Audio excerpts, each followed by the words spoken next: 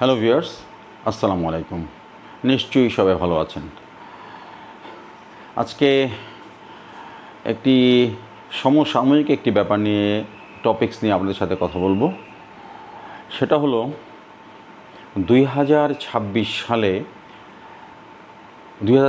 সালের বিশ্বকাপ ফুটবল নিয়ে আপনাদের সাথে কিছু কথা শেয়ার করব, যেটা সমসাময়িক এই প্রেক্ষাপটে অনেক মূল্যবান এবং জরুরি, এবং আপনাদের এটা জানা যারা আমেরিকা ভিজিট করতে চান তাদের জন্য খুবই জরুরি। আপনারা জানেন 2026 সালে ইউএসএ, কানাডা এবং মেক্সিকো এই তিনটা দেশে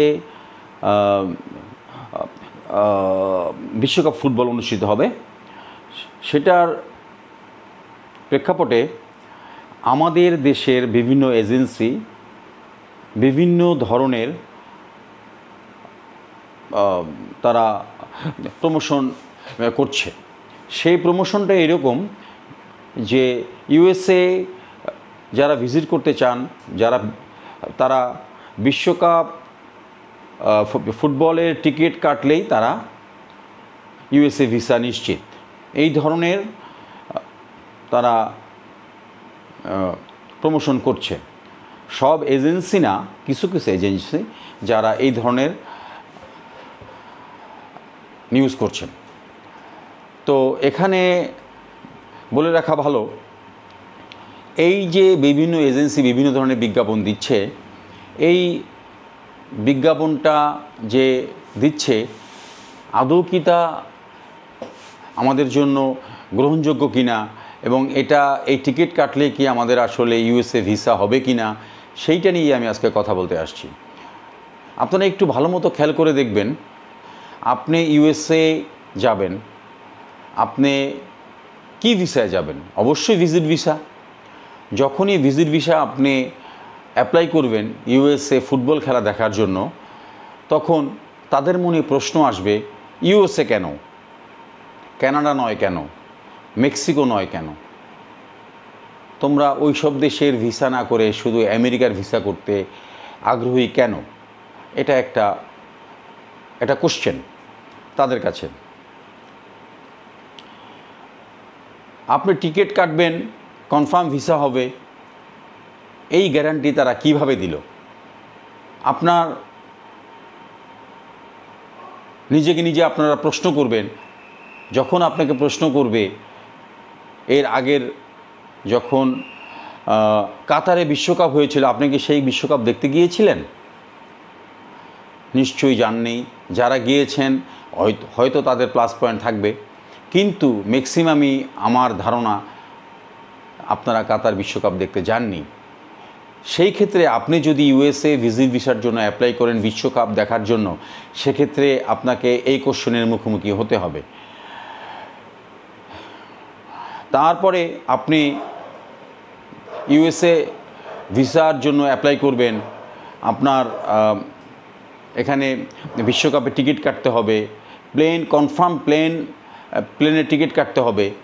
তারপর আপনাকে আরও অনেকগুলো প্রশ্নের মুখোমুখি হতে হবে, যেই প্রশ্নের মুখোমুখি হওয়া খুবই জটিল এবং অগ্রহণযোগ্য। কিভাবে? আপনারা ওই সময় যখন আপনারা ভিসার জন্য অ্যাপ্লাই করবেন, তখন প্রত্যেকটা অ্যাম্বাসিতে এই প্রচণ্ড প্রেশার ক্রিয়েট হবে সবার ভিসার জন্য, এবং ভিসার জন্য যখন প্রেশার ক্রিয়েট হবে, সেক্ষেত্রে আপনার ইউএসএ ভিসা পাওয়া, ডেট পাওয়া সবই দুষ্কর হয়ে যাবে। আপনারা যদি ভিজিট ভিসায় এই পন্থা, এই সময়টা বেছে নেন, তাহলে আপনাদের জন্য অবশ্যই বোকামি হবে, এবং কনফার্ম ভিসা হবে এইটার কোনো নিশ্চয়তা নেই। আপনারা বিশ্বকাপের উপর ডিপেন্ড করে ইউএসএ যাওয়ার ট্রাই করবেন না। ইউএসএ যেতে হলে আপনাকে অবশ্যই আপনার ট্রাভেল হিস্ট্রি রিচ করতে হবে। আমি আমার আগের ব্লগগুলায় সিভারেল টাইম এই ধরনের কথা বলেছি। তো আপনারা এর উপর বেস করে কোনো রকম টাকা পয়সা নষ্ট করবেন না। আপনাদের কিন্তু কনফার্ম টিকিট কাটতে হবে, হোটেল কনফার্ম বুকিং দিতে হবে, এগুলো মাথায় রেখে আপনারা আগাবেন।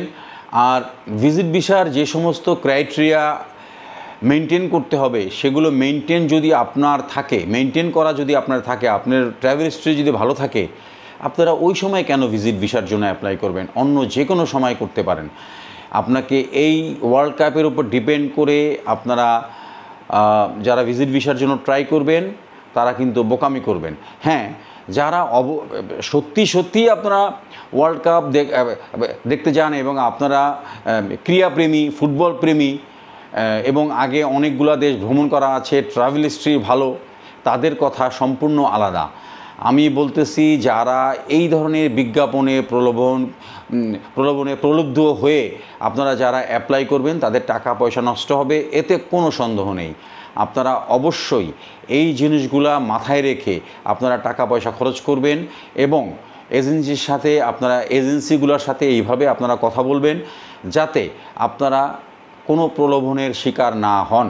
তবে আপনাদেরকে আবারও আমি বলছি যে ওয়ার্ল্ড কাপের উপর বেস করে আপনারা যাদের ট্রাভেল হিস্ট্রি ভালো নেই তারা কোনো রকম অ্যাপ্লাই করবেন না, কোনো রকম টিকিট ক্রয় করবেন না, কোনো প্লেনের টিকিট কাটবেন না, কোনো রকম হোটেল বুকিং দেবেন না। এটা সবাই মাথা রাখবেন। এটাই আমার কথা আজকে ছিল। সবাই ভালো থাকবেন। আসসালামু আলাইকুম।